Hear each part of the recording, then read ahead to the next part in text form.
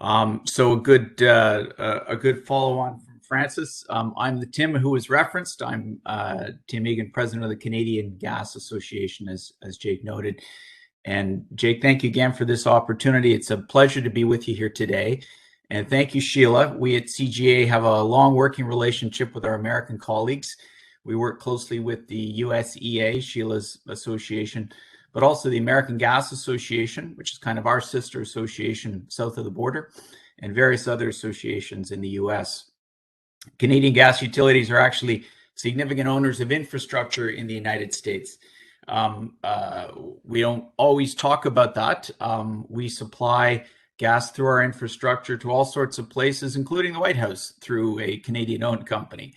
And of course, we have our commodity, natural gas itself, moving back and forth across the border, a huge part of the trading relationship between our two countries, keeping both countries strong. So it's great to be able to do this with our American friends. But my job is to talk about the downstream gas delivery system here in Canada. Now, that's the system run by my biggest member companies, who are the gas utilities across the country. I'm going to start by giving you a little bit of a gas delivery system overview, and then I'll get into some specific themes that are priorities for us in 2022. Now, it may seem a bit elementary, but I always think it's useful just to remind everybody that Canadians use energy in several different forms. They use it as gaseous energy, they use it as liquid energy, they use it as a solid fuel, or in the form of electricity. Those are the principal forms. CGA members, my members, are delivering the first of these. That's gaseous fuels. And for every 100 units of energy consumed by Canadians in 2021, approximately 36 of them were in the form of gaseous energy. And that's overwhelmingly natural gas. Roughly 39 were liquid fuels, so the fuels that Shannon's members on the petroleum side are producing, and that are distributed in the form of gasoline or diesel. And less than 20 are electricity. And very often the conversation on energy is all about electricity, but it's less than a fifth of our actual energy end use. And the gas number, the 36 of those 100 units in 2021 were largely natural gas. That number's been growing fast, and it's still growing. Our customer growth rate is more than double the population growth rate. And the reason for that growth is that gas energy is consistently the most reliable and affordable energy choice for Canadians, with an ever-improving environmental record. We sit on an extraordinary supply base in this country, a supply base that we have at least hundreds of years of still. There are supply opportunities that we haven't even begun to tap. And we have extraordinary infrastructure across the country. And on the back of those things, we're delivering in a way which customers recognize has enormous value. Our work isn't just about the fuel, though. It's also about the energy delivery system. As I noted, we've got great infrastructure across the country, and that system's capable of delivering all of that conventional gas, but also renewable gases and hydrogen and other gases as they emerge over time. So it's an energy delivery system which operates in parallel with other energy delivery systems, meeting the needs of Canadians. Now, let me highlight three key themes for our work coming out of that quick overview. The first theme is reliability. We like to talk about reliability in winter. I'm in Toronto, and I'm looking at the temperature right now. It's showing about -15 out there. It's winter in Canada. Winter's cold, and as I like to say on cold winter days, it's a great day for natural gas. So far this winter, a couple of anecdotes from across the country. Hydro-Quebec, the biggest electric utility in the country, has been asking its customers to conserve electricity as they were running short. Alberta's been asking people not to charge their electric vehicles and go easy on power use to manage through the cold. And in the recent snowstorm we had, electric wires were brought down across Ontario. And on the coldest days in the last few weeks, renewables like wind were virtually non-existent in the power generation mix, providing very little power on those very cold, often windless days. But the gas kept flowing everywhere, heating homes and businesses, fueling industry, and making up the margin in electric systems. In fact, in Ontario on this very cold morning, natural gas, and I was just looking at the the Independent Electric System Operator's website for this, natural gas, which is often described as something we can easily get rid of in the power mix in Ontario, was delivering about 12 times the energy that wind was delivering and 50% more energy than electricity was delivering. At one point this morning, it was meeting about 32% of power here in the province. So natural gas is pretty fundamental in cold weather. And we're a big country with lots of cold weather, lots of wild weather. We have challenging geography and a small population. We need our energy systems to be as resilient, and that means capable of handling any surprise, and reliable, that is available whenever we want them, as possible. And gas delivery systems are essential to meeting those resiliency and reliability requirements. And we don't pretend, I'm a pitch man for gas, as I like to say, but we don't pretend that gas delivery can meet all of our energy needs. To say that would be irresponsible. We need all forms of electricity generation. We need liquid fuels, we need solid fuels, we need efficiency and more. We need them all. So for that reason, it's also irresponsible to say that you can and should stop using a gas system. Right now, we're seeing a lot of suggestions across the country that you can ban gas for power generation or ban gas for heating or any other application. And we think this poses a serious threat to resiliency and reliability. We think there needs to be more public reflection on just how critical resiliency and reliability are, especially to our long-term well-being and competitiveness as a country. And natural gas is essential to maintaining them. So understanding this point is a big priority for us. Making sure Canadians understand this point is a big priority for us in 2022. And that's a good segue to the second key point I'd highlight when we talk about gas delivery, and that's affordability. Affordability is increasingly top of mind for Canadians. Inflationary pressures, spiraling debt loads, the growing number of closed businesses, investment leaving the country, these are all parts of the affordability challenge we're facing. And the price of energy is very much tied into all of these. The price of energy has a profound effect on the cost of living directly, but also indirectly through virtually every other aspect of life, as we're all so dependent on energy for our well-being. Now, natural gas energy delivery is consistently the cheapest energy option for residential, commercial, and industrial customers in virtually every application. Not absolutely every application, but virtually every application across the country. However, government policy and regulation and taxation are increasingly making all energy costs more in Canada, including natural gas energy. And this hurts Canadians. The natural gas affordability advantage remains, but it's being eroded to the detriment of Canadians and to the detriment of Canadian competitiveness. Affordable energy has always been one of Canada's key advantages, and we're undermining it. What we should be doing is asking ourselves how to continue to make energy more affordable. So this too is going to be a priority for us in 2022. And this leads me to the third point I'd highlight when talking about gas delivery. It's environmental performance. The environmental conversation seems to be only about emissions these days, and that's an important part of it.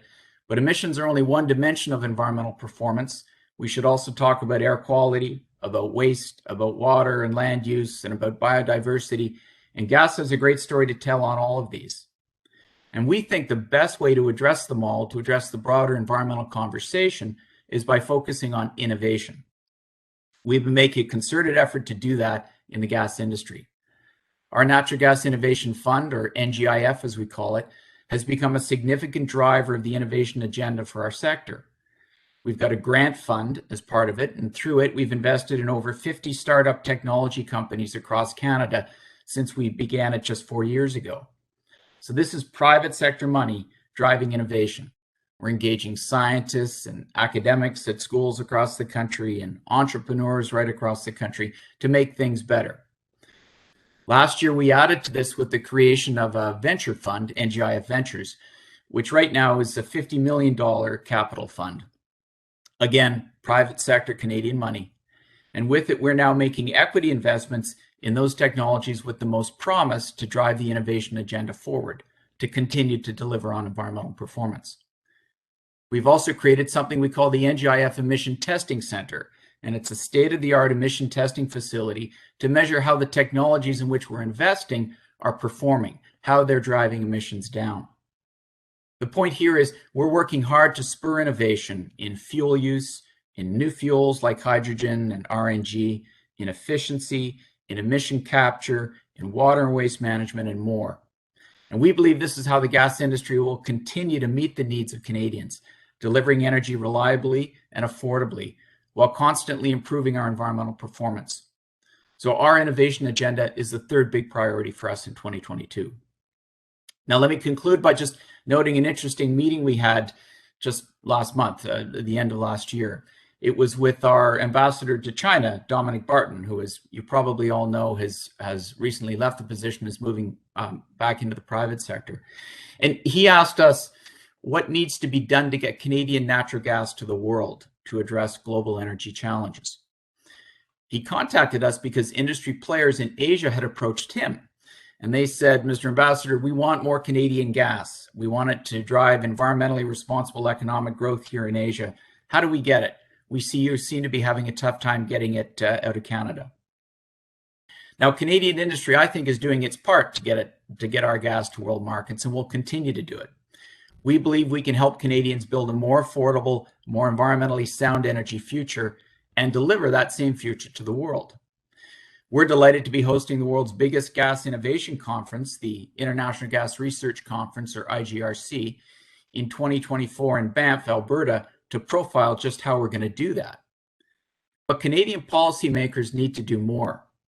They need to recognize the enormous value proposition they have sitting in front of them in the gas sector in Canada. We need a policy framework in place that signals that government sees the value in this extraordinary industry and its strengths. And we're working hard to get that framework in place. So with that, Jake, I'm gonna wrap up, and I think we've got Catherine Swift, who's recently joined the Coalition of Concerned Manufacturers and Businesses in Canada as their new executive director, to speak about the small and medium-sized business perspective on the energy conversation today. So thanks very much. Well, thank you, Tim.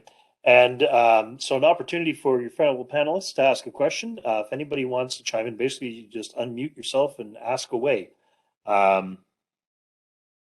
on the panel, I have a question for Tim. Sure, I'll go ahead. Francis here. Tim, where does natural, and I think somebody else asked that in the chat window as well, but I'm interested as well. How does natural gas fit in a net zero 2050 future for Canada? Well, look, if you get onto our website, you'll see we've created a microsite on net zero, which profiles the activities that our companies are doing across the country to deliver on emission reductions. We have a whole series of pathways that can be pursued. Some of the alternative fuels I mentioned, RNG and hydrogen, carbon capture and recovery opportunities, efficiency recoveries, and so on. There are a whole variety of pathways. My concern with the overall net zero conversation, Francis, is that the focus is on targets and not on how much it's going to cost and how long it's going to take. And so, we're showing those pathways. The innovation agenda I talked about is what's driving our work in that regard. But I find it really frustrating because, kind of picking up on some of the points in the exchange between you and Bob Masterson, I think there needs to be a lot more conversation about how much this is going to cost and whether the deadlines are even remotely achievable. You talked about 2030. A few years ago, we were making extraordinary commitments as to what we were going to achieve by 2030, and the conversation seems to have changed on those, and now we're all talking about 2050. And you'll note that major markets around the world, like China and India, are pushing that deadline further still.